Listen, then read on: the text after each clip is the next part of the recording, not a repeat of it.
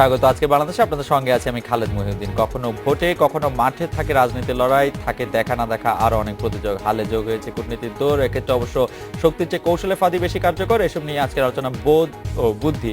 কথা বলতে স্টুডিওতে আছেন গণসংহতি আন্দোলনের প্রধান সমন্বয়কারী জোনায়েদ সাকি, আছেন সুপ্রিম কোর্ট আইনজীবী ব্যারিস্টার শামীম হায়দার পাটোয়ারি, এবং আমাদের সঙ্গে এক্ষুনি যোগ দিচ্ছেন ইন্ডিপেন্ডেন্ট ইউনিভার্সিটি বাংলাদেশ শিক্ষক মোহাম্মদ এ আরাফাত। স্বাগত আপনাদের। আমি জোনায়েদ সাকি আপনার কাছেই প্রথমে আসি। যে মোদি ভারতের প্রধানমন্ত্রী বাংলাদেশ সফর করে গেলেন, সেই সফর নিয়ে অনেক উচ্ছ্বাস ছিল, বিশেষ করে গণমাধ্যমে।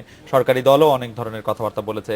প্রধান বিরোধী দল, যেটি বাইরের প্রধান বিরোধী দল আছেন বিএনপি, তারাও আসলে অনেক উচ্ছ্বাস, অনেক ভালো কথার মধ্যে বলেছেন। আপনি ভারতীয় প্রধানমন্ত্রী নরেন্দ্র মোদীর সফরকে কিভাবে মূল্যায়ন করছেন? ধন্যবাদ আপনাকে। আচ্ছা, এর প্রথমত এটা আমার কাছে মনে হয় যে ভারত রাষ্ট্রের সরকারের প্রধানমন্ত্রী তারা বাংলাদেশে এসেছেন এবং এটা একটা দুনিয়াব্যাপী রাষ্ট্র টু রাষ্ট্র সরকারের মধ্যকার সফর হয়, সেই সফরের অংশ হিসাবেই তিনি এসছেন। এবং ভারতের নতুন নির্বাচিত প্রধানমন্ত্রী, কাজেই পার্শ্ববর্তী দেশ হিসেবে বাংলাদেশে তার সফর তালিকা নির্বাচনের পরপরই আমরা শুনেছিলাম, তো সেটা একদিনে কার্যকর হয়েছে। এই সফর একদিক থেকে প্রথমত এটা আনুষ্ঠানিক সফর, এগুলো ধারাবাহিকতা বিষয়। আরেক দিক থেকে হচ্ছে যে যেহেতু নতুন সরকার এসছে, তার দিক থেকে তার বাংলাদেশের সাথে সম্পর্ক কিভাবে, সরকারের নীতির দিক থেকে কোনো পরিবর্তন হয় কিনা, কি ধরনের নতুন মাত্রা পায়, সেই বিষয়গুলো একটা উৎসুক ছিল উভয় দেশের মধ্যেই। তো সেটা আমরা যেটা দেখতে পেয়েছি। অনুমতি দেন আমি একটা সেকেন্ড, আমাদের সাথে মোহাম্মদ এ আরাফাত এসে যোগ দিয়েছেন, আপনাকে স্বাগত জানাই মোহাম্মদ এ আরাফাত। আমি প্রশ্নটার সাথে আবার একটু যুক্ত করতে চাই। সেটি হচ্ছে যে এরকম যে ভারতের সাথে বড় কোনো ধরনের চুক্তি বা সমঝোতার স্মারকের বিরোধিতা করে আমাদের একটি রাজনৈতিক পক্ষ সবসময় হরতাল, রোড মার্চ এরকমের মতো কর্মসূচি ডাকতো। আমরা আপনাদেরকেও দেখেছি বিদেশি কোনো সংস্থার সাথে, মাধ্যমের সাথে, রাষ্ট্রের সাথে দেশীয় স্বার্থ সংশ্লিষ্ট কোনো বিষয়ে চুক্তি হলে আপনারা তার বিরুদ্ধে মাঠে থাকতেন। এইবার আপনাদের মাঠে কোনো কর্মসূচি নাই, সেটা কেন? সেটাও যদি একটু। না, এটা ঠিক নয়। আমরা আমাদের দিক থেকে আমাদের উদ্বেগ এবং আমাদের বিভিন্ন বিষয়ে যা বক্তব্য, সেটা কিন্তু আমরা তুলে ধরেছি। আমরা সংবাদ সম্মেলন করেছি, সভা সমাবেশ করে আমরা বলার চেষ্টা করেছি। বরং মাঠে আমরা দেখেছি যে পুলিশ কোনো দাঁড়াতে দেয়নি, গ্রেফতার করেছে, অফিসগুলো আটকে রেখেছে। আমরা কিন্তু নিয়মতান্ত্রিকভাবে কথা বলতে চেয়েছিলাম, অর্থাৎ আমরা আমাদের উদ্বেগগুলো প্রকাশ করতে চাই এবং উভয় দেশের মধ্যে স্বার্থগুলো কি, বন্ধুত্ব যে কথা যেটা বলা হচ্ছে ভারত বাংলাদেশের মধ্যে, আসলে বন্ধুত্বটা হয়তো জনগণের মধ্যে। রাষ্ট্রে রাষ্ট্রে তো আর বন্ধুত্ব হয় না, বন্ধুত্ব হয় দুই দেশের জনগণের মধ্যে। রাষ্ট্রে এবং রাষ্ট্রের মধ্যে সম্পর্কের মধ্যে যদি সমমর্যাদা, সার্বভৌমত্বের প্রতি শ্রদ্ধা এবং জাতীয় স্বার্থের ক্ষেত্রে একটা সমস্বার্থ সম্পর্ক যদি তৈরি হয়, তখনই কিন্তু ওই উভয় দেশের জনগণের বন্ধুত্বটা নিশ্চিত হয়। সেক্ষেত্রে আমরা যেটা দেখব যে ভারত এবং বাংলাদেশের মধ্যে সম্পর্ক হওয়া উচিত দুই রাষ্ট্রের মধ্যেকার সম্পর্ক, এবং সেটা যদি সমমর্যাদার ভিত্তিতে হয়, তাহলে আমাদের জনগণের বন্ধুত্বটা নিশ্চিত হবে। আমাদের দুই দেশের মধ্যে একটা ঐতিহাসিক সম্পর্কের আছে, ধারাবাহিকতা আছে, 71 সাল মাঝখানে আছে, এগুলো আমরা জানি। এবং সেই ভিত্তিতে আমরা বলবো যে উভয় দেশের এই জনগণের বন্ধুত্বটা রক্ষা করতে হলে উভয় রাষ্ট্রের মধ্যে যে সমমর্যাদার স্বার্থ এবং জাতীয় স্বার্থ উভয় দেশের রক্ষিত হচ্ছে কিনা, সেটা গুরুত্বপূর্ণ বিবেচনা। ভারত রাষ্ট্রের দিক থেকে আমরা দেখব যে সেক্ষেত্রে ভারত রাষ্ট্র কিন্তু বাংলাদেশকে একটা রাষ্ট্র হিসেবে বিবেচনা করে তাদের সরকার যেই আসুক না কেন, তারা কিন্তু বাংলাদেশের সাথে একটা ধারাবাহিক সম্পর্ক দেখিয়েছে। যেমন ধরুন, আমি যদি খুব সংক্ষেপে বলি, যে এই যে ল্যান্ড বাউন্ডারি এগ্রিমেন্ট, সীমান্ত চুক্তি যেটা হলো, এইটা কিন্তু কংগ্রেস সরকারের আমলে যখন এই বিলটা উঠেছিল, তখন বিজেপি বিরোধিতা করেছিল। সেটা তাদের অভ্যন্তরীণ রাজনীতির হিসেব থেকে হয়তোবা। কিন্তু যখন আবার বিজেপি ক্ষমতায় আসলো এবং নরেন্দ্র মোদী প্রধানমন্ত্রী হলেন, তিনি কিন্তু আবার উদ্যোগ নিয়ে এটা পাশ করালেন। এক্ষেত্রে ভারত রাষ্ট্রের যে সাধারণ স্বার্থ এই চুক্তি করার ক্ষেত্রে, অর্থাৎ সীমান্ত ক্ষেত্রে, এই বর্তমান সময়ে এসে দেখা দিয়েছে, যেটা 41 বছর ধরে তারা সই করেননি। বাংলাদেশ কিন্তু সেই 73 সালে সই করে ফেলেছে। কাজেই 41 বছর ধরে না করার ফলাফলটা হচ্ছে তাদের স্বার্থ তারা বিবেচনা করেছে। এখন তারা আবার যখন তাদের এই বাউন্ডারিটা পূর্ণ করা দরকার এবং তার মধ্যে তাদের যে কাঁটাতারের বেড়া, সেটাকে সম্পূর্ণ করে তাদের নিজের স্বার্থ তারা এটা করেছে। কিন্তু বাংলাদেশের দিক থেকে দেখেন, বাংলাদেশের সাথে ভারতের স্বার্থটা এরকম হয়ে যায় যেন একটা দলের সাথে ভারতের সম্পর্ক, এবং এই কারণে সরকার মনে করে এটা তাদের সাফল্য, ভারতের প্রধানমন্ত্রী সফর। বিরোধী দল তদবির করতে থাকে কিভাবে দেখা করবে। বিরোধী দল বলতে আমি বিএনপি কথা বলছি। আমাকে 1 মিনিটে কথাটা শেষ করে দেয়, 1 মিনিটে 1 লাইন। তাহলে আমরা বলতে চাচ্ছি যে আমাদের মধ্যে রাষ্ট্রের যে স্বার্থ, জনগণের স্বার্থের দিক থেকে সেটা আমরা তৈরি করতে পারিনি, কারণ আমাদের অভ্যন্তরীণ জাতীয় ঐক্যটা ওই জায়গায় তৈরি হয়নি। আমাদের রাজনৈতিক বিরোধ থাকবে, কিন্তু অপর রাষ্ট্রের সাথে সম্পর্কের নিরিখে আমাদের যে সাধারণ স্বার্থ আমরা রক্ষা করার বিষয় সেটা আমাদের নেই, যার ফলে অতি উৎসাহ দেখা যায় সরকারের দিক থেকে, অন্য দিক থেকে বিরোধী দল বিদ্যমান রাজনৈতিক বাস্তবতায় ভারতকে এড়িয়ে চলা যাবে না, সেই জায়গাটা এখন নতুন বাস্তবতা আসাতে তাদের তদবিরটা দেখা যায়। এই উভয় জায়গায় আমাদের জাতীয় সার্বভৌমত্বের আমরা একটা নেতিবাচক দিক দেখতে পাই। আসবো আবার আপনার কাছে, জাতীয় মর্যাদাও কতটা রক্ষিত হচ্ছে সে বিষয়ে আমরা থেকে আপনার কাছে আসবো।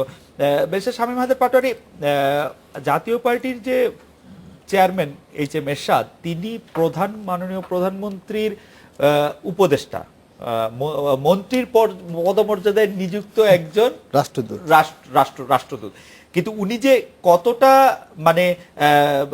মানে কতটা গুরুত্ব ধারণ করেন সেটি আসলে বোঝা যায় যে কোনো বড় ধরনের রাষ্ট্রীয় ইভেন্ট হলে। আমরা কিন্তু কোনো ভূমিকাই জাতীয় পার্টির চেয়ারম্যানের এই মুহূর্তে দেখি নাই। জাতীয় পার্টি কি আসলে গুরুত্ব হারাচ্ছে ক্রমশই? এটা বলা কখনোই যাবে না জাতীয় পার্টি গুরুত্ব হারাচ্ছে। তার কারণ হচ্ছে আমরা দেখতে পাচ্ছি বিএনপি কিছুটা গুরুত্ব হারাচ্ছে বরঞ্চ। এটা কারণ এই কারণে যে দীর্ঘদিন বিএনপি একটি প্রকাশ্যভাবে অ্যান্টি ইন্ডিয়ান রোল প্লে করে আসছে। আজকে ক্ষমতায় যাওয়ার জন্য তারা ডেফিনেটলি একটা pro Indian role apparently play করছে। তো একটা শিফট হয়ে গেছে এদেশে পলিটিক্সের, কিন্তু ম্যাসিভ শিফট হয়ে গেছে। 70 পরবর্তী বা 71-এর পরে বাংলাদেশে সবসময় একটা অ্যান্টি ইন্ডিয়ান শক্তি রাখার প্রয়োজনও ছিল অনেক কারণে, এবং সেটাকে প্যাট্রোনেজও করা হতো। আমেরিকান প্যাট্রোনেজ হতো, রাশিয়ান প্যাট্রোনেজ হতো, চাইনিজ প্যাট্রোনেজ হতো, বিকজ আমেরিকার একটা ভয় ছিল এই দেশটা পুরোটাই কমিউনিস্ট হয়ে যায় কিনা। তো এখানে যদি, এবং ইন্ডিয়ার যেহেতু প্রো রাশিয়ান একটা ভূমিকা ছিল, ঠিক সেখান থেকে এখন কিন্তু 90 পরবর্তী সময়ে বা এখন 2001 সালের পরে অনেকটা একমুখী ফরেন পলিসি হচ্ছে। দেশের স্বার্থ রক্ষা হচ্ছে কি না হচ্ছে এটা আমি একটু পরে আসতেছি, কিন্তু আপাত দৃষ্টিতে কিন্তু একটা একমুখী ভূমিকা পালন হয়ে গেছে, সবাই একদিকে আছে। তো বিএনপির যে অ্যান্টি ভারতীয় ভোট ব্যাংক নিয়ে তার একটা রাজনীতি ছিল, এটি করার সুযোগ কিন্তু এই মুহূর্তে থেকে শেষ অলমোস্ট। এখন সরকার বিরোধী কিছু ভোট নিয়ে তারা রাজনীতি করতে পারে, সেই হিসাবে অবশ্যই একটা সুযোগ জাতীয় পার্টির আছে। আমরা নিতে পারবো কিনা এটা আমাদের সাংগঠনিক ক্ষমতার উপর নির্ভর করবে, কিন্তু আপাত দৃষ্টিতে মনে হচ্ছে সামনের দিনগুলিতে জাতীয় পার্টির গুরুত্ব বাড়বে। সামগ্রিক জাতীয় রাজনীতিতে এইচ এম এরশাদ গুরুত্ব হারিয়েছেন কিনা? না, এটা অবশ্যই হারাননি। তার কারণ একটি জিনিস আপনাকে বুঝতে হবে, আওয়ামী লীগের ফাউন্ডিং ফাদার বঙ্গবন্ধু, বিএনপির founding father of course Ziaur Rahman. ওনারা চলে যাওয়ার পরেও কিন্তু ওনাদের উত্তরাধিকারী বা ওনাদের আদর্শী দলটা অনেক দূর আগাচ্ছে। সেখানে জাতীয় পার্টির মেইন ফাউন্ডিং ফাদার এখনো অ্যালাইভ থাকে এবং অ্যাক্টিভ আছেন। এই অবস্থায় অবশ্যই তার গুরুত্ব হারায়নি। মানে জীবিত আছেন বলে গুরুত্ব আর হ্যাঁ, জীবিত আছেন এবং অ্যাক্টিভ আছেন, এটাই। আওয়ামী লীগের ফাউন্ডিং ফাদার কিন্তু মাওলানা ভাসানী, সরি আমি এটা বলছি। বঙ্গবন্ধু তখন ওয়েবসাইটে গেলে এখন শুধু আর এগুলো দেখা যায় না ওয়েবসাইটে। আমি মোহাম্মদ আরাফাত আপনার কাছে জানতে চাইবো যে নরেন্দ্র মোদী তার সর্বশেষ সুধীজনের জন্য যে ভাষণটি দিলেন 1 ঘন্টা 10 মিনিট, তাতে তিনি অনেক কথা বলেছেন বাংলাদেশে। শুধু একটি কথা, আমি নরেন্দ্র মোদীর ভাষণ আসলে কয়েকটি আবার দেখলাম, যে একটি বিষয় তার এই ভাষণে একেবারেই উপেক্ষিত, সেই বিষয়টি হচ্ছে গণতন্ত্র।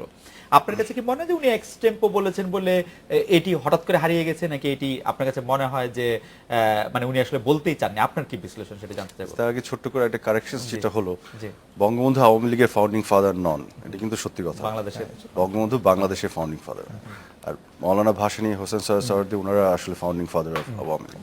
যাই হোক, so that's where Bangabandhu is different. He is the founder of this country. So anyway, আপনার going back to your question, গণতন্ত্র ওনার একটা প্রিয় সাবজেক্ট, উনি সবকিছুতে গণতন্ত্রের কথা বলেন, প্রত্যেকটি বক্তৃতায় গণতন্ত্র একটি বড় জায়গা নিয়ে থাকে। আমাদের এখানে ওনার বক্তৃতায় আলাদাভাবে ওভাবে স্পেসিফিকলি করেছেন কিনা, আর ওনার প্রত্যেকটি বক্তব্যের তো কিছু অবজেক্টিভ থাকে। এখানে ওনার যে অবজেক্টিভগুলি ছিল সেই জায়গাগুলো থেকে উনি ওনার বক্তব্যগুলি মূলত নিয়ে এসেছেন। আমার যেটা মনে হচ্ছে, তার দিক থেকে তার রাষ্ট্রের স্বার্থ, তার রাষ্ট্রের গ্রেটার ইন্টারেস্টের যে বিষয়গুলি, তাদের পক্ষে সমর্থনের যে বিষয়গুলি সিকিউরিটি কাউন্সিলে, এই বিষয়গুলি কিন্তু মূলত এসছে। এবং অ্যাট দ্য সেম টাইম যে নতুন যে ধারণা এখন ডিপ্লোমেসিতে, যে আসলে ওই এককভাবে এগিয়ে যাওয়া যায় না, আপনার প্রতিবেশী যদি সমস্যায় থাকে, ওখানে যদি আগুন লাগে, সেই গরম আপনার গায়ে এসেও লাগে। সো সবাই মিলে যে ডেভেলপমেন্টের যে বিষয়গুলি এবং পিসফুল একটা এক্সিস্টেন্সের যে বিষয়গুলি, সেই নতুন ধারণার যেগুলো ডিপ্লোমেসিতে, সেগুলো রিফ্লেকশনই মূলত ঘটিয়েছেন। সো মূলত একটা আন্তর্জাতিক প্রেক্ষাপট থেকে ওনার, বা একটা রিজিওনাল প্রেক্ষাপট থেকে যে বক্তব্যগুলি দেয়, সেই বক্তব্যগুলি উনি রেখেছেন। But at the same time, হ্যাঁ, আপনি ঠিকই বলেছেন যে ওই অর্থে কিছুটা অনুপস্থিত ছিল। তো আমার মনে হয় অডিয়েন্স অ্যান্ড কনটেক্সট বুঝে হয়তো উনি ওই বক্তব্যগুলি এভাবে দিয়েছেন। তো এতটুকুই আমার বলার। আর আমি আপনাকে আরেকটু আপনার কাছ থেকে আমি জানতে চাইবো যে আপনি মনে করছেন যে নরেন্দ্র মোদীর বাংলাদেশ সফরের আপনাকে যদি খুব হাইলাইটস বলতে বলা হয় যে আমরা আসলে কি পেলাম সেই পরিপ্রেক্ষিতে, যে একজন ভারতীয় প্রধানমন্ত্রী আসলেন মানে রুটিনের বাইরে। আচ্ছা, কি পেলাম এই জায়গা থেকে আমি যেটা মনে করি যে একটা জিনিস দেখেন কি, বাংলাদেশ ভারতের সম্পর্কের জায়গাতে দীর্ঘদিন ধরে আমাদের একটা জিরো সাম গেমের মধ্যে আমরা ছিলাম এবং এক ধরনের হস্টাইল একটা সিচুয়েশন ছিল। বাংলাদেশ থেকে ওদিকে টেররিস্টদেরকে প্যাট্রোনাইজ করা হতো, ওই দিক থেকে কিছুই দেয়া হতো না। তো এখন যেটা অ্যাটলিস্ট একটা জায়গায় যেখানে আমরা গেছি, আমরা একটা এনগেজমেন্টের মধ্যে গেছি এবং ভারত থেকে কিন্তু প্রধানমন্ত্রীরা আসছেন বাংলাদেশে, বিভিন্ন উচ্চ পর্যায়ের মন্ত্রীরা আসছেন বাংলাদেশ থেকে যাচ্ছেন। এই যে এনগেজমেন্টের যে বিষয়গুলি, সেই বিষয়গুলি ঘটছে, বাংলাদেশ একটা গুরুত্ব পাচ্ছে ভারতের কাছে অ্যাজ এ নেইবারিং কান্ট্রি, এবং গুরুত্বটা বাংলাদেশ কিন্তু তার নিজস্ব স্বকীয়তা এবং মহিমা এবং ওয়েল ডিজার্ভিং গুরুত্ব। বাংলাদেশের ইকোনমির যে পোটেনশিয়াল, বাংলাদেশ যেভাবে গ্লোবালি রেকগনাইজ হচ্ছে, যেটা আপনি জানেন যে 3G country global growth generator হিসেবে যাদেরকে ধরা হচ্ছে, আগে তো ব্রিক কান্ট্রি 4 জন, India one of the 4, Bangladesh next 11-এ ছিল, কিন্তু এখন যারা 3G কান্ট্রি যাদেরকে বলা হচ্ছে, যারা 2045 এর মধ্যে সবচেয়ে বেশি কন্ট্রিবিউট করবে গ্লোবাল গ্রোথে, সেখানেও আপনার 11টা দেশ আছে, তার মধ্যে বাংলাদেশ এবং ভারত দুটোই কিন্তু আছে, সাউথ এশিয়া থেকে অনলি 2টো কান্ট্রি। সো আগে ভারত হয়তো ফার্স্ট ডিভিশনে খেলতো, বাংলাদেশ সেকেন্ড ডিভিশনে খেলতো, এখন ভারত অনুধাবন করছে বাংলাদেশ কিন্তু ফার্স্ট ডিভিশনের প্লেয়ার অলরেডি। কাজে এখানে গুরুত্ব দিতে হবে ভারতকে তার নিজের স্বার্থে এবং এই রিজনের স্বার্থে। এই দিক থেকে আমি মনে করি তার সফরটাতে আপনি ট্যাঞ্জিবল ওরকম বেনিফিটগুলি তো আর এক সফরে হয়ে যায় না, গ্র্যাজুয়াল প্রসেসে। যেমন গত 6 বছর ধরে দেখেন, ইভেনচুয়ালি এসে ল্যান্ড বাউন্ডারি এগ্রিমেন্ট তো হলো, আরো অনেক ক্ষেত্রে কিন্তু গুটি গুটি করে আমরা এগুচ্ছি, সবকিছুতে একবারে হয়ে যাবে ওরকম না, কিন্তু এটা যে একটা প্রক্রিয়ার মধ্যে আছে সেটাই কিন্তু একটা বড় ব্যাপার যেটা আমি দেখি। এবং বাংলাদেশ ইজ গেটিং ইম্পর্টেন্স দিল্লির কাছে, যে জিনিসগুলো আমি নিজেও পার্সোনালি কয়েকবার ট্র্যাক থ্রু কিছু ডিপ্লোম্যাটিক ইনিশিয়েটিভে যাওয়ার সুযোগ হয়েছিল, ওখানে আমি নিজেও পার্সোনালি তাদেরকে বলছি, ওয়াই ডু ইউ থিঙ্ক যে Bangladesh should be given importance? তোমাদের বুঝলাম চায়না আছে তোমাদের বর্ডারে, পাকিস্তান আছে, তারা সবসময় ইম্পর্টেন্স পেয়েছে, বাংলাদেশে তো পুরোটা জুড়েই ভারত, এই কোনা দিয়ে একটু আছে আপনার মিয়ানমার। এই জন্য ভারতের যে ইম্পর্টেন্স বাংলাদেশের পলিটিক্সে, বাংলাদেশের গুরুত্ব ভারতের পলিটিক্সে পায়নি, কিন্তু কেন বাংলাদেশ পাওয়া উচিত চায়না এবং পাকিস্তান থাকা সত্ত্বেও এখন, সেই উত্তরগুলো কিন্তু তারা এভাবেই দিয়েছে, কারণ বাংলাদেশকে কিন্তু এখন ওই ইগনোর করে চলার কোনো উপায় নাই সাউথ এশিয়াতে। সো এই দিক থেকে আমি মনে করি ইটস অ্যান অ্যাচিভমেন্ট।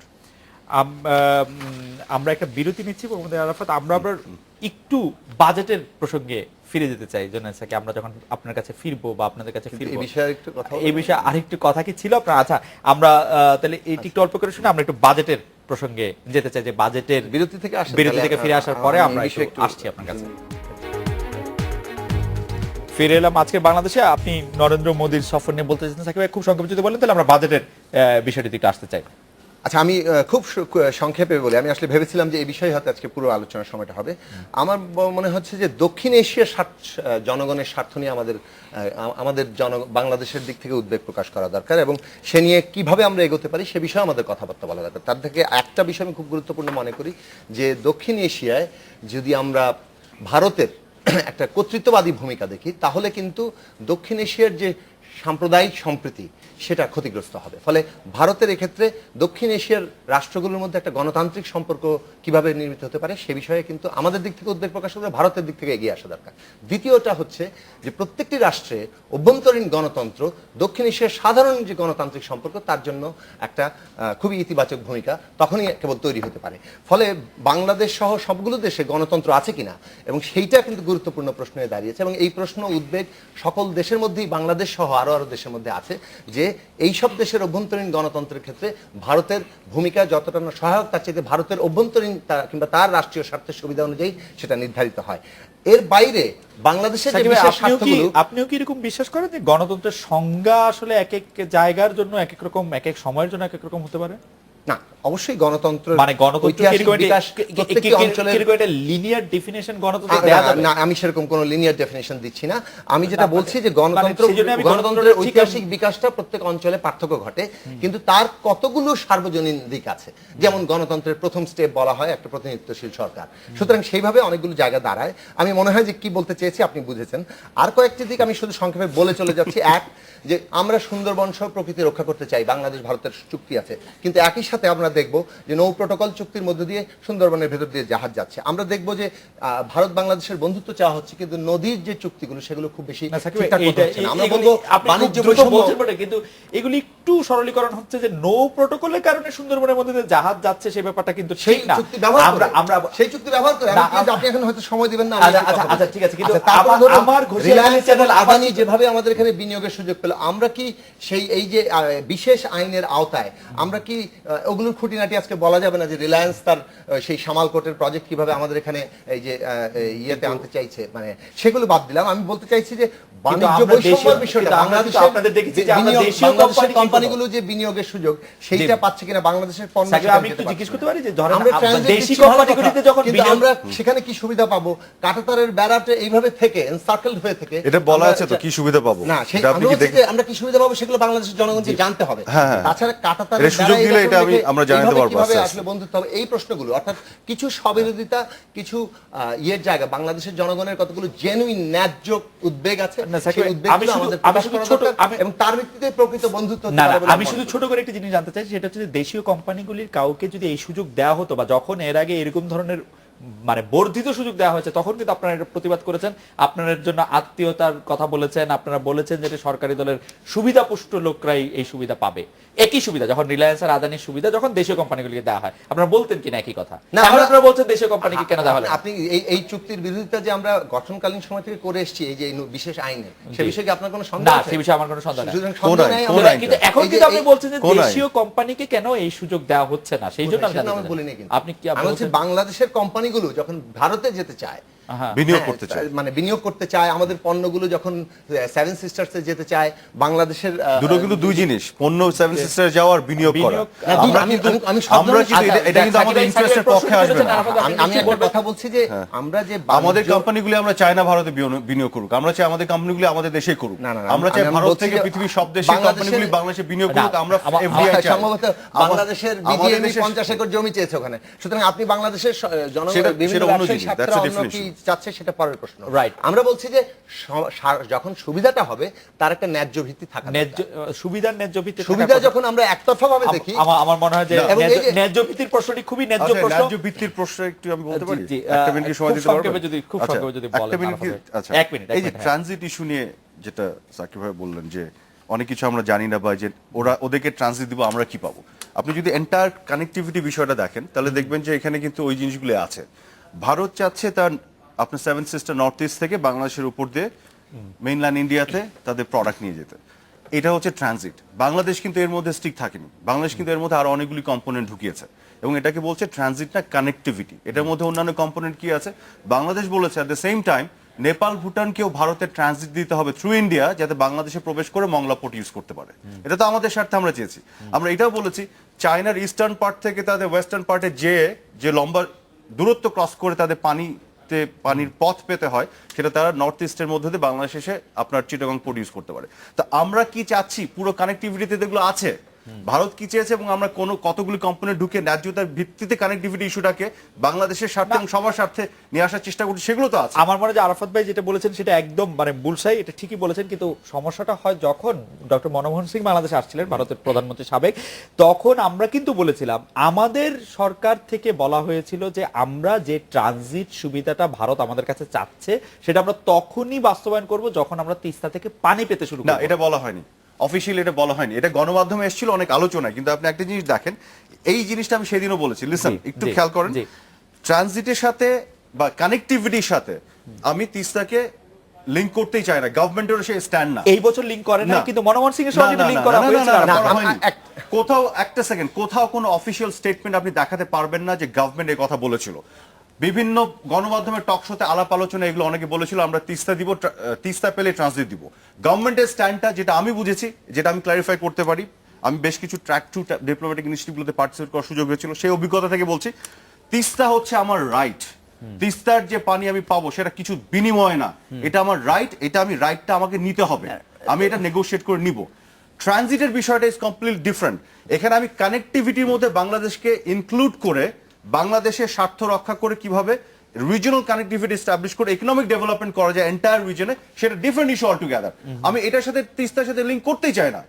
তিস্তা তো is my আচ্ছা, right. আমি যেহেতু আমি এই উনি জায়গায় বলেছেন, আসছি- আর সে না, 30 সেকেন্ড, আর না 30 সেকেন্ড। আপনি 30 সেকেন্ডগুলি অনেক লম্বা হয়ে থাকে, না, আমি আমি 25 সেকেন্ডে শেষ করেন। আচ্ছা 25 সেকেন্ডে শেষ করবো। সেটা হচ্ছে যে প্রথমত তিস্তা আর রাইট, এবং সেই রাইটের প্রশ্নে আমরা এইভাবেও দেখলাম আশ্বাসী কেবল আমরা আমাদের জন্য মিলেছে। আর দ্বিতীয় হচ্ছে যে বিভিন্ন রকম দর কষাকষি থাকে, যেমন রিলায়েন্স কিন্তু বাংলাদেশ যে অরুণাচল প্রদেশ থেকে হাইড্রো ইলেকট্রিক পাওয়ার কিছু পেতে চেয়েছে, সেটার জন্য তাদের ওয়েবসাইটই বলেছে ঠিক যে আছে, আমরা এটা আপনি তখনই আবার- পাবো আবার- যখন আমরা মেঘনাঘাটে আমাদেরকে এটা দেওয়া হবে। অর্থাৎ নানান ধরনের শর্ত এবং এগুলো কিন্তু দুই দেশের মধ্যে চলে।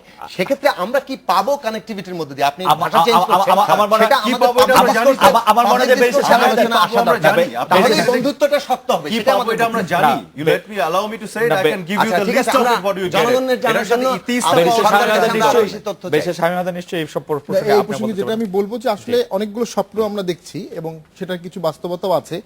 অতীতটা বেশ ইউনিলেট্রাল অবশ্যই, যেমন ইন্ডিয়ার সাথে আমাদের 2012 এবং 13 অর্থ বছরের ট্রেড ডিফিসিট ছিল, ইন্ডিয়া বাংলাদেশে এক্সপোর্ট করত 4.586 বিলিয়ন, আর আমরা বাংলাদেশ থেকে ইন্ডিয়াতে এক্সপোর্ট করতাম 0.51 মিলিয়ন, অনেক কম, 1000 ভাগের 1 ভাগ। কোন সালে এটা? এটা 2012-13 তো এখন হয়তো বা একটু এখন বরঞ্চ আরো বেশি বেড়ে যাওয়ার কথা, কারণ আমরা এখন বিদ্যুৎ নিচ্ছি, তো সেদিক থেকে হয়তো বা ডিফিসিটটা আরো বাড়বে অ্যাজ এ হোল। তো এটাকে অনেক সময় আবার ফারাক্কা নিয়ে যারা রাইটার তারা বলছে এটা হচ্ছে ইউনিলেটারাল ডাইভার্সন, একতরফা কমপ্লিটলি। বাংলাদেশের সাথে ইন্ডিয়ার কিন্তু একটা হিডেন কনফ্লিক্ট সবসময় থাকবে, এটা হচ্ছে নদীর আপ স্ট্রিম আর ডাউন স্ট্রিম কনফ্লিক্ট। ওনারা আপ স্ট্রিমে, আমরা ডাউন স্ট্রিমে, এবং খুব উদার হতে হবে যে কোনো ট্রেড দেশকেই। ডেফিসিটের সাথে আপস্ট্রিম না, ডাউনস্ট্রিম এটা বলছি না, সম্পর্ক। এটা নদীর কথা বলছি, এটা ও আচ্ছা, থাকবে। এটা অন্য হ্যাঁ, topic অন্য চলে topic, গেছে, অন্য জানতেন, topic চলে আচ্ছা। গেছে, হ্যাঁ, জানতেন। সময় নেই। হ্যাঁ, সময় কম, হ্যাঁ। কারণ এটা তো এই কনফ্লিক্টটা কিন্তু সবসময় ছিল, এবং সেটাও কিন্তু সুরাহা হওয়া খুব কঠিন ভারতের জন্য। নিজের দেশের পানিটা ছেড়ে দিয়ে, নট নিজের দেশের, এটা আমাদের রাইট, বাট ওদের দেশের স্বার্থ কিছুটা হানি করে। এখন বাংলাদেশের গণতন্ত্র, যেটা আরাফাত ভাইকে প্রশ্নটি করেছিলেন যে মোদির শব্দে মুখে গণতন্ত্রটা নাই কেন, এখন স্বাভাবিকভাবেই ভারতের কাছে বাংলাদেশের গণতন্ত্র আর সেভেন সিস্টারের শান্তি, দুটোর মধ্যে তারা কোনটাকে তাদের দেশ থেকে বেশি পছন্দ করবে। বাংলাদেশের এটা গণতন্ত্র apparently- বাংলাদেশের অভ্যন্তরীণ ব্যাপার, সেটা নিয়ে মোদিকে না, আমরা অ্যালাউ করব না না, টু ঠিক স্পিক আছে, অন দিস। ওকে, এটা apparently এটা মনে হচ্ছে- ডিপ্লোম্যাটিক না, না, শিষ্টাচারের মোদিকে মধ্যে পড়ে না। না, মোদিকে বাংলাদেশে গণতন্ত্র নিয়ে কথা বলতে হবে সেইটা না, মোদি apparently পৃথিবীর যে কোনো গণতন্ত্র দেশে নিয়ে আর কি। যায় গণতন্ত্র নিয়ে কথা বলে, শুধু বাংলাদেশেই গণতন্ত্র নিয়ে কথা বলে নাই, সেটাই ছিল হচ্ছে আমার প্রশ্ন। আর আমাদের এই টোটাল আলোচনা একটা জিনিস আমার কাছে chose মিসিং not মনে to. হয়েছে, বর্ডার কিলিং। যেমন একটা রিপোর্টে আমি একটু আগে পড়লাম 2001 থেকে 2012 পর্যন্ত বর্ডার কিলিং এ 960 জন মারা গেছে।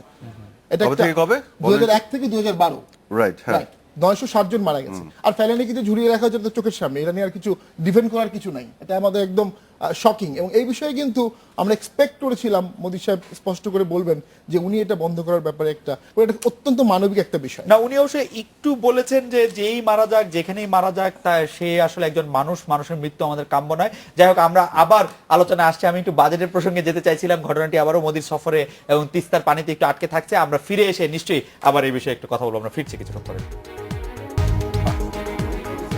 ফিরে এলাম আজকের বাংলাদেশে। জনাব জুনায়েদ সাকি, আপনি আপনার কাছে আসতে চাইছিলাম বাজেট নিয়ে, কিন্তু আপনারা বিরোধী সময় আলোচনা করছিলেন যে আপনারা নরেন্দ্র মোদীর বিষয়ে আরেকটু বলার বাকি আছে। সেটি যদি ব্যারিস্টার শামীম পাটোয়ারি আপনি বলেন যে এই বিষয়ে আপনি আর কোনো বিষয়ে চট করে বলতে চান কিনা, নাহলে আমরা একটু বাজেটে যেতে চাই। না, আমরা একটা জিনিসই বলতে চাই যে অবশ্যই তিস্তার পানি আমাদের রাইট, কিন্তু রাইটটা তো আসলে মাইট দ্বারা প্রোটেক্টেড হয় সবসময় পৃথিবীর সব দেশেই। তো আমাদের ভারতের জন্য সবচেয়ে ইম্পর্টেন্ট ছিল তার সেভেন সিস্টার এক জায়গা থেকে আরেক জায়গায় তার পণ্য পরিবহন এবং অন্য অনেক কিছু পরিবহন। তো এইটার বিনিময়ে কিন্তু আমরা স্ট্রংলি তাদেরকে বাধ্য করতে পারতাম তিস্তা চুক্তির ব্যাপারে। যখন আমরা আমাদের বিগেস্ট কার্ডটা খেলে ফেলেছি অলরেডি, তখন আসলে কিভাবে খেলে ফেললাম? যে অনেকটা ট্রানজিট যদি আমরা তিস্তার পানি না ছাড়াই যদি ট্রানজিট দিয়ে দিই, কোথায় দিয়ে দিয়েছি? যদি দিয়ে দিয়ে তো দেইনি। হ্যাঁ, দিয়ে দিই, তাহলে আপনি দিবেন না। আমি তিস্তার পানি আপনি দিবেন না। তিস্তা পানি পাইলেও দিব না ট্রানজিট। ট্রানজিটটা আমাকে দিতে হবে উইথ Connectivity-র জন্য। কানেক্টিভিটির বলেছেন আপনি, পার্সপেক্টিভে, হ্যাঁ। যেটা আমার স্বার্থ এনশিওর হ্যাঁ, করবে। ওটাই আমি বলছি। তিস্তার সাথে কোনো সম্পর্ক না, তিস্তা আমাকে পাইতে হবে। না, After get- আর- আরেকবার আমি একটু as a whole প্রশ্নটা- আমি সব- আপনাকে প্রশ্ন একটু ঘুরায় করি, যে বলেন। সেটা হচ্ছে যে মনমোহন করেন। সিং তো ট্রানজিটটার ব্যাপারে খুব উৎসাহী ছিলেন 2011 সালে ছিলেন, যখন আসছেন, ছিলেন। তখন আমরা আসলে এটা স্বাক্ষর করি নাই কেন? তার বহু আগে থেকে তারা উৎসাহী ছিল। যখন আমাদের ওই যে না, গঙ্গা চুক্তি 2011 হলো, সালে কেন করি নাই? 2011 সালে আমার ওইটাই উত্তরটা দিচ্ছি। জি। 2011 না, এর আগে বহুবার ট্রানজিট নিয়ে তাদের উৎসাহ ছিল। আমরা ট্রানজিট 2011 না, এর আগেও দেই নাই, এখনো দিচ্ছি না, 11তেও দেই নাই, এখনো দিব না। এটার মোডালিটিস গুলিকে ফাইনালাইজ করতে হবে, এন্টায়ার কানেক্টিভিটি ইস্যুটাকে আপনার এনশিওর করতে হবে, তারপরে আমরা স্টেপ বাই স্টেপ। এবং তার একটা প্রথম স্টেপ কিন্তু শুরু হয়েছে কানেক্টিভিটি ইস্যুতে। দেখেন সেটা কি দিয়ে শুরু হচ্ছে, নেপাল ভুটানের ভারতের মধ্য দিয়ে ট্রানজিট নিয়ে বাংলাদেশে এসে মংলা ব্যবহার করা।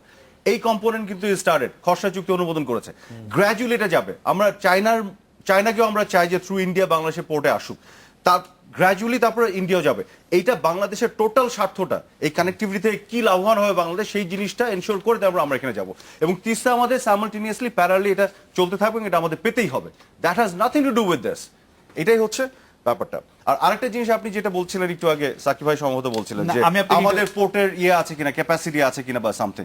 আপনি জানেন যে যখন আপনি এই কানেক্টিভিটির মধ্যে ঢুকবেন, যখন আপনার এই পোর্টের ডিমান্ডটা ক্রিয়েট হবে, তার মানে এখন এই পোর্টটা চায়না লাগবে, তার মানে এই পোর্টটা এখন নেপাল ভুটানে লাগবে, রাইট? ডিমান্ডটা ক্রিয়েট হলেই তখন কি হবে, এই পোর্টটা তখন আপনার ইনভেস্টমেন্ট ইনভাইট করতে পারবে, এটা অ্যাট্রাকটিভ হবে। তখন আপনি foreign investment, private sector, government sector আনতে পারবেন, বাংলাদেশে প্রাইভেট সেক্টর ইন্টারেস্ট হবে। তখনই আপনি যখন ইনভেস্টটা করবেন তখন তার ক্যাপাসিটি বাড়বে, তার অ্যাট্রাকশন আরো বাড়বে। আপনার রোডস অ্যান্ড হাইওয়েজ এই জায়গাগুলো কমিউনিকেশন সেক্টরটা বিশালভাবে ডেভেলপ করবে। আপনি যখন কানেক্টিভিটির মধ্যে বাংলাদেশকে ঢুকাবেন তখনই এই জিনিসটা ঘটবে। এবং সেক্ষেত্রে আপনি দেখবেন যে আমরা দেখেছি এগুলো নিয়ে কিছু রিসার্চ করে যে অন্যান্য দেশগুলি, নেপাল, ভুটান, ভারত এবং চায়না হয়তো তার 10% ইউজ করবে, বাকি 90% আমরা ইউজ করব। এবং সেক্ষেত্রে যেটা ঘটবে, বাংলাদেশের আভ্যন্তরীণ বাণিজ্য যে সক্ষমতায় পৌঁছবে, কারণ তার কিন্তু কস্ট অনেক কমে আসবে, যেটা এখন বেশিরভাগ কারণ হচ্ছে আপনার ট্রান্সপোর্টেশনের জন্য এবং কমিউনিকেশনের জন্য। আরাফাত ভাই, আমি আপনাকে একটু শোনাতে চাই যে রেডিও তেহরান, মিজানুল কায়েস তেহরানে চলে গেছে, রেডিও তেহরান, মানে আমি আসলে এখন ইন্টারনেট থেকে যেটা আমি পেলাম, রেডিও তেহরান বিশ্বাস্য এবং রেডিও তেহরানের ব্যাপারে আপনি আস্থা রাখতে হয় না। এছাড়া আমার কাছে bdnews24.com আছে, আমি bdnews24.com আপনাকে শোনাচ্ছি। পররাষ্ট্র সচিব মিজানুল কায়েস বলেছেন, নয়াদিল্লি যদি তিস্তা চুক্তির বিষয়ে আগ্রহ না দেখায় তাহলে ঢাকা ট্রানজিট চুক্তির বিষয়ে কোনো সিদ্ধান্ত দেবে না। আমি বিডি নিউজ থেকে পড়ি, পররাষ্ট্র মন্ত্রণালয়ের পক্ষ থেকে কূটনৈতিক নীতি অনুসারে ঢাকায় ভারতের হাই কমিশনকে জানানো হয় তিস্তার বিষয়ে চুক্তি না হলে ট্রানজিট সম্মতিপত্র নয়। আপনি বলছিলেন যে কোনো অফিসিয়াল ভাষণ না, অফিসিয়াল ভাষণ একদম স্পষ্ট আছে। প্রধানমন্ত্রী শেখ হাসিনা, অর্থমন্ত্রী আব্দুল মাল আব্দুল মুহিত এবং পররাষ্ট্রমন্ত্রী ডক্টর দীপুমণির পরামর্শে ট্রানজিটকে দর কষাকষি হিসেবে অস্ত্র হিসেবে রাখতে চেয়েছেন। বুঝতে পেরে ডক্টর মশিউর তখন মৌনতার আশ্রয় নেন। পররাষ্ট্রমন্ত্রী তাকে বলেন, প্রটোকলের খসড়ার অপদখলে জমি আগামী বছরের মার্চে হস্তান্তরের কথা বললো, ছিটমহল বিনিয়োগের কোনো নির্দিষ্ট কথা বলা হয়নি।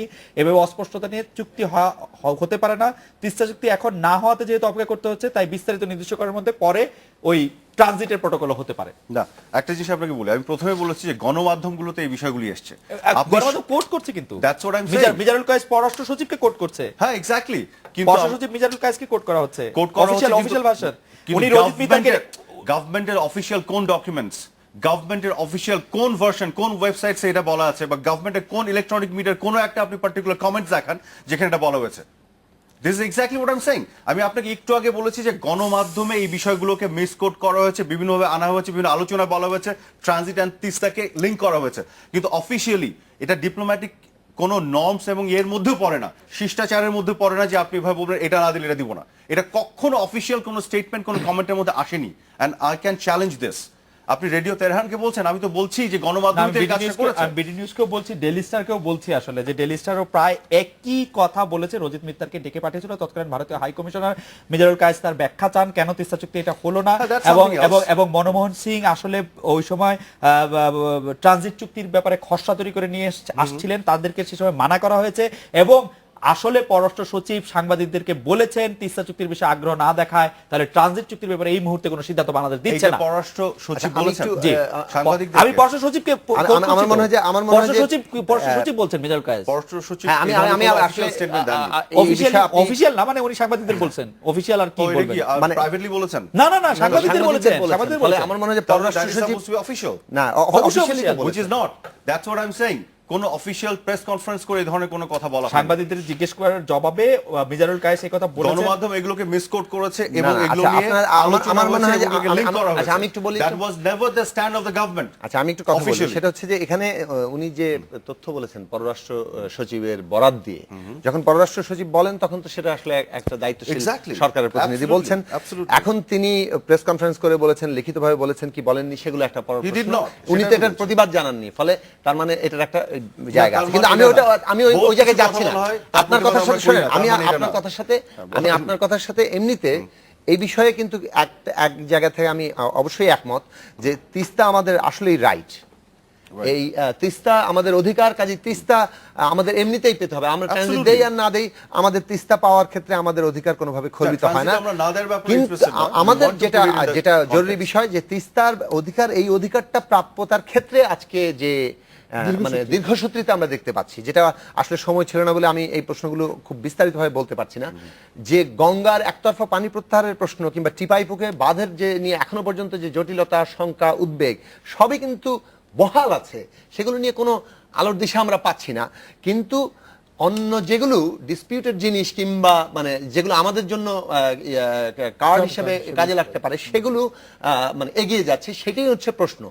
কিংবা যেগুলো ভারতের সুবিধা সেটা যখন খুব দ্রুত গতিতে আগায়, যেগুলো আমাদের জন্য সুবিধা অথবা কোনটা স্বার্থ, আমাদের জন্য কার্ড? আমাদের জন্য ট্রানজিট একটা কার্ড। না, হ্যাঁ, that's where you're wrong. না Transit হচ্ছে আমাদের ঠিক জন্য আছে, একটা সম্পদ। না ট্রানজিট আমাদের জন্য Transit সম্পদ, হচ্ছে আমাদের জন্য এক্স্যাক্টলি ট্রানজিট আমাদের জন্য এটা card না। সম্পদ অর্থেই মানে সেটা দর কষাকষির একটা জায়গাতে যেতে দর পারে। কষাকষির প্রশ্নেও না। আচ্ছা, সেটা আপনার দৃষ্টিভঙ্গি, এটাকে- আমার দৃষ্টিভঙ্গিটা এটাকে বলতে চাই। utilize করার প্রশ্ন। হ্যাঁ, দর কষাকষি এবং এটা- ইউটিলাইজ no, no, করার no, জায়গাতে বলে। দর আহা, কষাকষির এটাকে ঠিক আছে, utilize এটা করার আপনার প্রশ্ন, দৃষ্টিভঙ্গি, এটাকে আমাকে বলতে ব্যবহার দেন। করে বাংলাদেশের অর্থনৈতিক Please, ডেভেলপমেন্ট ঘটানোর প্রশ্ন। আপনার কাছে এটা আপনার ইন্টারপ্রিটেশন, আমার কাছে ইন্টারপ্রিটেশন যেটা আমার জন্য সম্পদ সেটাকে আমি দর কষাকষি আমাদের স্বার্থে, জাতীয় স্বার্থে is আমরা what- কাজে সেটাই লাগাতে হচ্ছে, পারি। that is happening. তাহলে সেক্ষেত্রে যে কানেক্টিভিটি নাম দিয়ে সেটাকে যে জায়গায় আমরা যেতে চাচ্ছি সেই হ্যাঁ, বিষয়টা জনগণের আলোচনার মধ্যে আরো বেশি উন্মুক্ত করা দরকার। আমি যতটুকু এটা তো জানি উন্মুক্ত আছেই। 15ই জুন বোধহয় একটা চুক্তি মানে মতো হতে যাচ্ছে, যেটা মন্ত্রিসভা ইতিমধ্যে অনুমোদন করেছে। সেগুলো কি ধরনের চুক্তি হতে যাচ্ছে সেই বিষয়গুলো জনগণের আলোচনার মধ্যে হ্যাঁ, এটা আপনি আনা সরকারি দরকার। websites গুলো এখন দেখেন। এই না সরকারি ঘাটেন। ওয়েবসাইটে দিয়ে রাখলেই তো একটা বিষয়, আর মানে কিভাবে আপনি আরো জানবেন তাহলে? জনগণের জনগণের কাছে কিভাবে দিবে আরো government? বিভিন্ন ফোরামে আমরা যাওয়া উচিত। আমরা তো পররাষ্ট্র এটা- সচিবের কাছে শুনেছি, আমরা পররাষ্ট্র উপদেষ্টার কাছে শুনেছি, আমরা পররাষ্ট্র মন্ত্রীর কাছে শুনেছি যে তিস্তা চুক্তি এবার হচ্ছেই এবং তিস্তা চুক্তি হ্যাঁ, হচ্ছে that's true. এবং সেই কারণে তারা বলেছিল সেটা। সেই হ্যাঁ, এই কারণে কথা বলছে। সেই কারণেই প্রধানমন্ত্রী মনমোহন সিং আমাদেরকে ট্রানজিটের যে চুক্তির কথা বলছেন সেটি আমরা স্বাক্ষর করব, একদম স্পষ্ট বলেছেন। এবং তারপরে শোনেন, যখন কিছু ঘন্টা আগে মনমোহন সিং এর দপ্তর থেকে জানা গেল যে তিস্তা চুক্তি এবার Let me হচ্ছে tell না। you this. G, G. This is said and done, okay? G.